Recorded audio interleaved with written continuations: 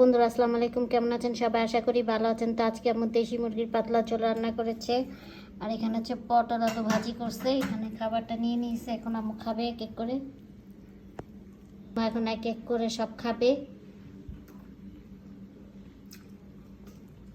কাঁকরোল ভাজা, কারা কারা এরকম কাঁকরোল ভাজা খান অবশ্যই জানাবেন। এই বৃষ্টির ভিতরে কাঁকরোল ভাজা, তারপরে দেশি মুরগির পাতলা আলু ভাজা, দেশি মুরগির পাতলা ঝোল দিয়ে ভাত খেতে কিন্তু অনেক ভালোই লাগে। একদিক দিয়ে বৃষ্টি,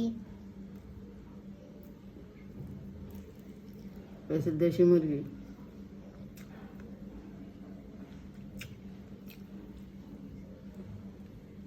তা অনেক মজা করে খেতেছে। কে কে খেতে চান অবশ্যই চলে আসবেন।